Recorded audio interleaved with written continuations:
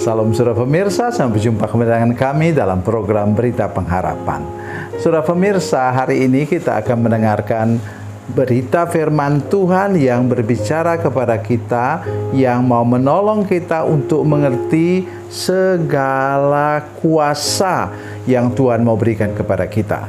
Mari kita berdoa sebelum kita lebih jauh mendengarkan firman Tuhan ini. Bapa, dalam nama Yesus, terima kasih untuk kebenaran firman Tuhan yang sebentar kami dengar.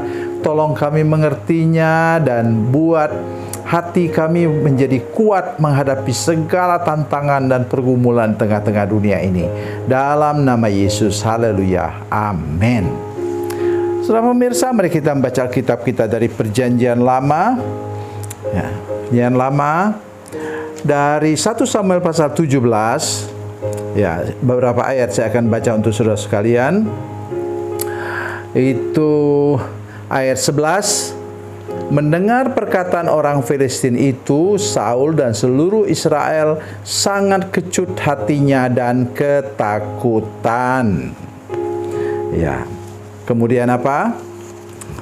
Ayat 12, teruskan ayat 12. Daud adalah anak seorang Efrata dari Bethlehem Yehuda yang bernama Isai. Isai mempunyai 8 anak laki-laki pada masa Saul.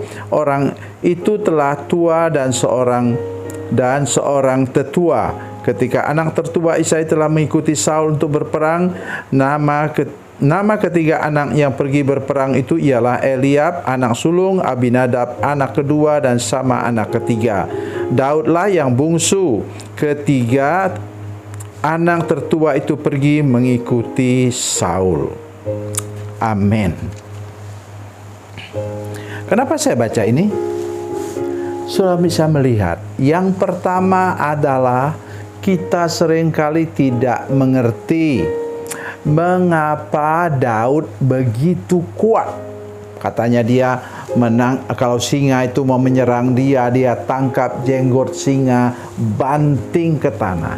Tidak mungkin manusia biasa bisa buat itu, karena beratnya singa itu sama dengan 5 kali berat badan Daud. Nah, saudara perhatikan baik-baik. Kalau waktu itu Daud remaja itu berat badannya 50 kilo. Tetapi singa beratnya 250 kilo. Belum lagi beruang coklat. Itu 12 kali. Dengar baik apa saya kata. 12 kali lebih berat daripada Daud. Dari mana dia dapat kekuatan itu? Juga waktu dia melawan Goliat. Kekuatannya datang dari urapan Roh Kudus. Dia dalam pasal 16 diurapi oleh Nabi Samuel menjadi calon raja orang Israel atau orang Yehuda. Saudara sekalian, saya ingin mengajak kita hari ini untuk mulai sadar bahwa urapan Roh Kudus itu juga memberi kita kekuatan dan keberanian. Yang kedua, saudara lihat tadi, anak-anak Saul itu sudah menjadi tentara dan sekarang di medan perang. Mereka juga ikut ketakutan. Ya, Raja Saul, panglima perangnya namanya Abner, semua ketakutan katanya. Ayat 11 tadi mengatakan. Oleh karena itu saya baca tentang 3 saudara dari Daud, ya, yang pergi berperang. Mereka juga ikut ketakutan. Nah, saudara sekalian, ketika Daud sampai ke sana mengantar makanan, minuman, anggur untuk mereka, kemudian mereka marah kepada Daud. Seringkali orang melihat engkau dari segi minusnya. Minusnya dia apa, saudara sekalian? Minusnya dia ialah dia anak bungsu. Jadi mari kita tolong mulai hari ini jangan kita menganggap remeh orang lain. Itu pesannya di sini. Boleh jadi orang kita anggap remeh itu mau dipakai oleh Tuhan untuk mengerjakan sesuatu yang ajaib dan luar biasa. Oleh karena itu saya tidak pernah menganggap remeh.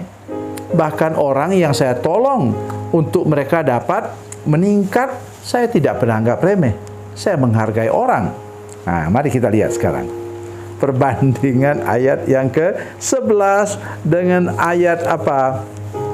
Yang paling menarik hati saya ialah ayat 51 dan 52. Coba saudara lihat. Saya baca lagi.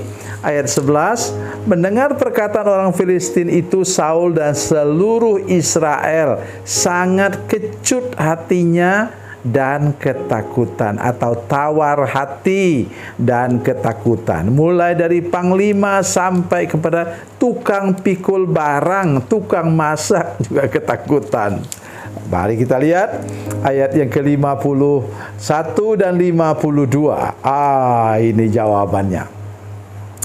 Daud berlari dan berdiri di sebelah orang Filistin itu, mengambil pedangnya dan menghunusnya dari sarungnya.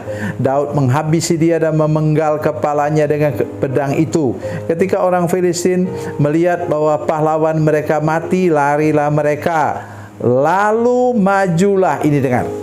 Lalu majulah orang Israel dan Yehuda dengan bersorak-sorai dan mengejar orang Filistin sampai dekat Gad dan pintu gerbang Ekron. Orang-orang Filistin terbunuh bergelimpangan di sepanjang jalan ke Saaraim sampai Gad dan Ekron. Inilah tugas kita, saudara sekalian. Semua pemirsa, seluruh jemaat. Mari kita beralih, jangan bikin takut-takut orang. Cerita macam-macam, apalagi di era media sosial nih saudara sekalian, belum tentu benar. Kita sudah ketakutan. Mari jaga baik. Mari kita menjadi orang seperti Daud yang membangkitkan semangat semua orang. Semangat untuk hidup, semangat untuk berusaha, semangat untuk bekerja. Mari kita bangkitkan semangat orang, untuk supaya orang yang tadinya lemah semangatnya, yang sudah mau putus asa, yang kecewa, yang tawar hati, hari ini melalui kita juga, melalui doa kita dan sikap hidup kita yang tidak mengenal menyerah, orang-orang itu tertolong dan bangkit kembali semangat hidupnya. Tuhan Yesus memberkati. Tuhan Yesus baik. Mari kita berdoa. Bapa, dalam nama Yesus, terima kasih banyak Tuhan untuk anugerah-Mu kepada kami hari ini. Kami sungguh-sungguh berdoa, Engkau tolong kami semua Tuhan, supaya kami punya semangat hidup, dapat membangkitkan semangat hidup orang lain. Terima kasih Tuhan, terpujilah nama-Mu. Dalam nama Yesus kami berdoa. Haleluya. Amin.